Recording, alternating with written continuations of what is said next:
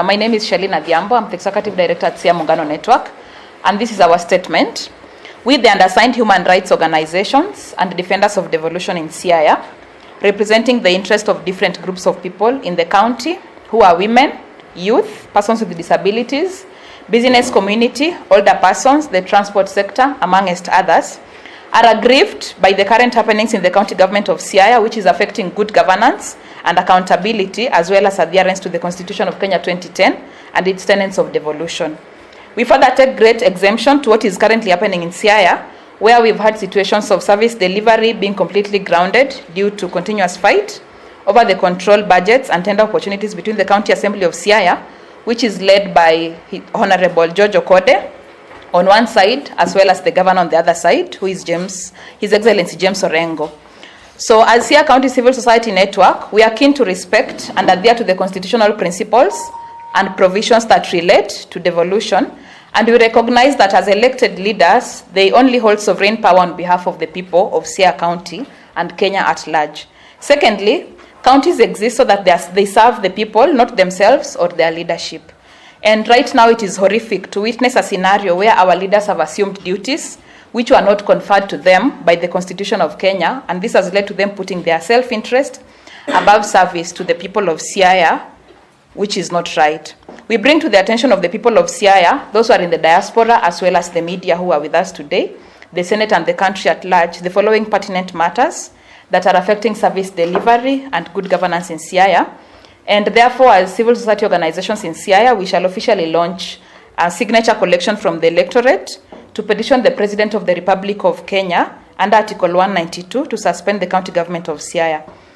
So as the Siaya County CSOs, we are aware that Siaya County budget for the financial year 2023-2024 was delayed, and this has been fiddled by the County Assembly of Siaya, as well as the Controller of Budget had given advisory on the same matter via a letter that was dated 8 September 2023. And we realize that both the Executive and the Assembly are supposed to work together to prudently and justifiably allocate resources that have already been allocated to the county, which should not be a situation of vertical sharing of revenue, but merely about leaders putting their personal interest above the interest of the people. And these funds are for the people of Siaya, not for the Executive or for the Assembly. Secondly, existing impeachment threats to the CCMs who don't comply to the blackmail by the Assembly. We have already seen a situation where Dr. Julie Onyango, who is the former CCM for water, had been impeached, and currently there are 4 county executive members who are in line for impeachment, including the CCM for finance, who plays a critical role in the county budget process. The impeachment of the CS for finance, who is the head of the county treasury, would mean that the county grounds to a halt and that no services would be provided to the citizens of Siaya. Thirdly, MCAs have taken over budget-making process, implementation, and oversight. The MCAs have adopted weekly summons to CCMs, and the summon is used as a way of looking for tenders that can be awarded to the MCAs and their cronies. MCAs are using their authority and self-interest to implement projects that are not even in the approved budget, and plans to insert the projects in the supplementary for payments. This is common in majority of the wards, including West Sakwa, Siaya Township, East Asembo, Central Alego, South Sakwa, West Game, and West Ugenya, where we realize that contractors are already on site. They're working on roads, yet the roads are not budgeted and have not even been tendered. And therefore, MCAs decide on projects and throw out the people's proposals made during public participation. The County Assembly of Siaya has also dehoned sectoral committee and standing committee, and now everything has been reduced to an illegal general oversight committee. This committee is a conduit for blackmailing and siphoning money from the Executive. Fifth, the Assembly is already being managed as a family enterprise, where we find that both the clerk and the speaker are blood relatives. The MCAs in Siaya have killed the role of ward administrators in the wards and made ward admins puppets without a say on what happens in the wards. In Section 51, subsection 3 of County Government Act, the ward admins are given the responsibility to coordinate, manage, and supervise administrative functions in the ward. And this no longer happens since despite the fact that the ward admins play a significant role as required in this section of the County Government Act, MCAs have taken over the control of ward operations, especially the project implementation in the wards, including vetting of bursaries, and they therefore bulldoze admins to follow their instructions.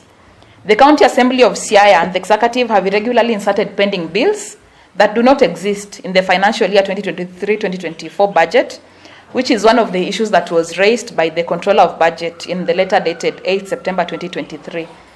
And lastly, service delivery has collapsed in Siaya due to failure of the Executive to take up its role of implementation.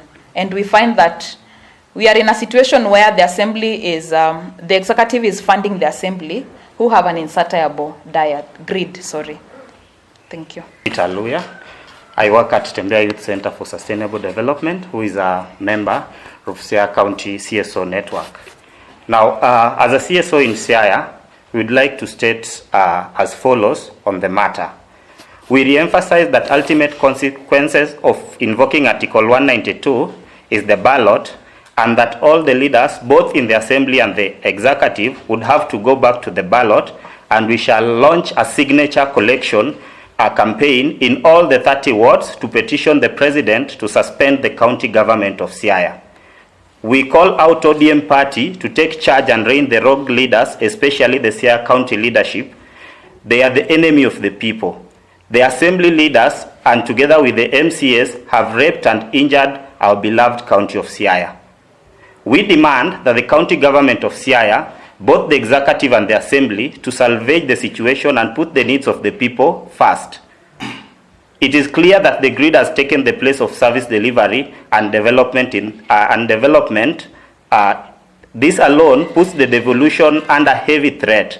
The people of Kenya in general and the people of Siaya County in this particular instance deserve effective service delivery, which as we speak is paralyzed in Siaya.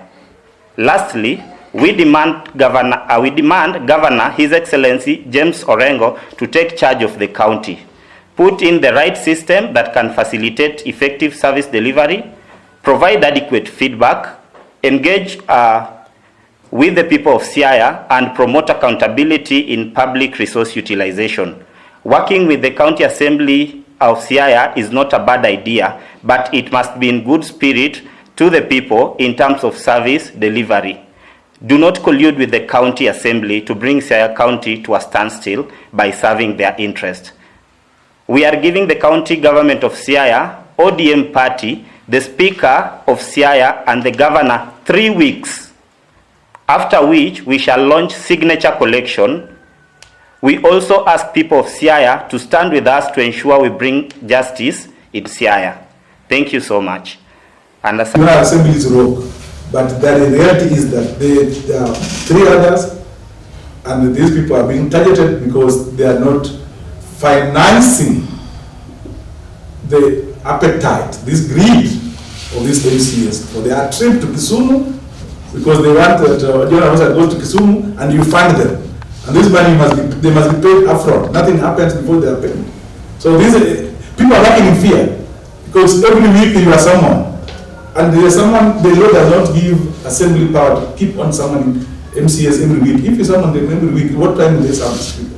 There are also, their initial plans were to reshuffle some of the CCs in the various departments, and you are aware, because to some extent, the MCAs are feeling that those CCs in those respective sectors that have huge budgets in the county and projects are not compliant to what they wish in terms of serving their interest. So the initial plans were reshuffling some of the CCs from the department to department. Thank you.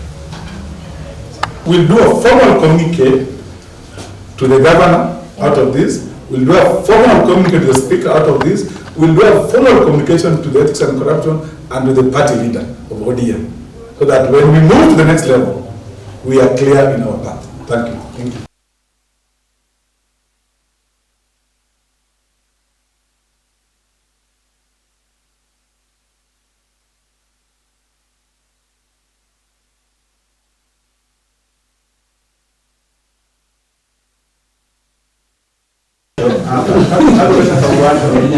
It is not the first time or the second time governor one-on-one. Give more to be give more to no secretary, right? Give it more or instead of court, to say the chair. You know, in anything you do, you must give a notice. Kadakada Dojani Court today engaging on this thing, but we are not getting to the root of it. So be prepared that I will take legal action. So we are giving notice. That's why we are saying.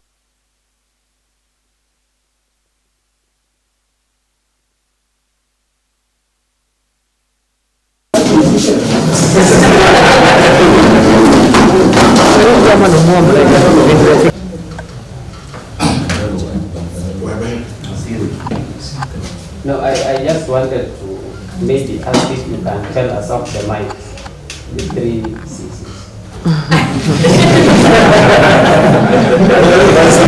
Like-minded, to know that we have this intention and let them join us is a long route, it's a movement, so that they can also